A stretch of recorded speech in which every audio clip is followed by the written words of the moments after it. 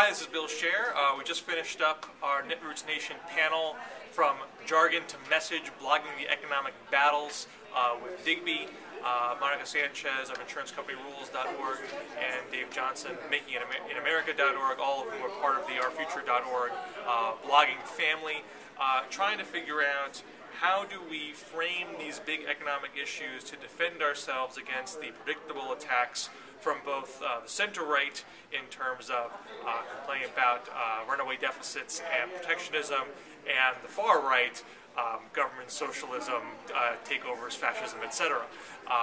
Specifically focusing on issues of healthcare, manufacturing investment in America's foundation, and the broader issue of public investment and deficits.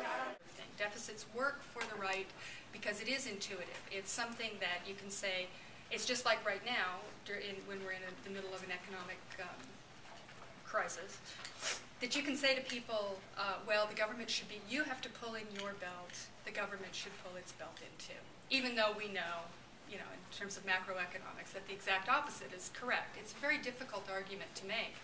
And those of us who write about this stuff have to think about it, because if you don't consider whenever you are talking about the deficit or talking about debt or talking about taxes or doing that you may be, without even knowing it, because this is all intuitive stuff, that you're reinforcing a whole bunch of stuff that makes it very, very difficult for progressives to actually pass legislation or to even talk about it logically.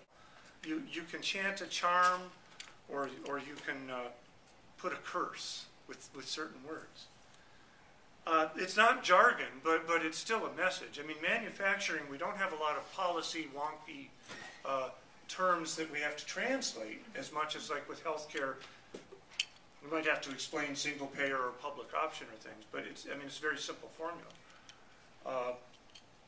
So what's feasible for us to do about this is that we can control how we talk about it. We can start to work on the power of these words. I think we had the general takeaway that, one, these are very difficult issues to deal with because there's a lot of media infrastructure and conservative infrastructure that is poised against us, that requires a lot of long-term narrative creating and bottom-up grassroots organizing that needed to counter these things.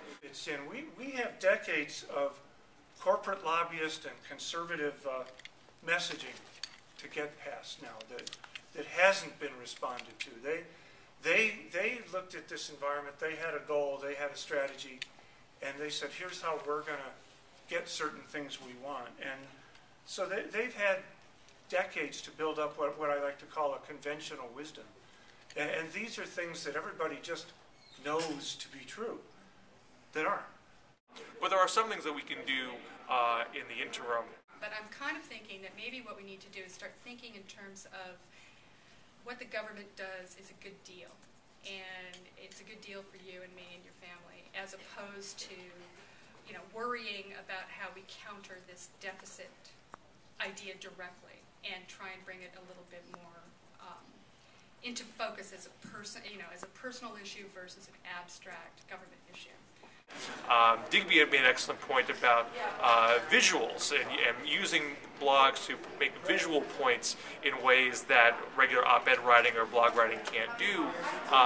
In Los Angeles right now, there was this huge event of free healthcare being given to people who didn't have any, and that created a lot of powerful imagery that bloggers could be using to help reframe, reposition the healthcare debate. So those are the kind of ideas that we were discussing today.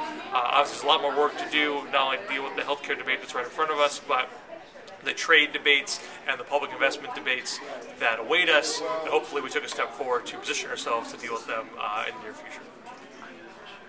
I'm Bill Scher with OurFuture.org.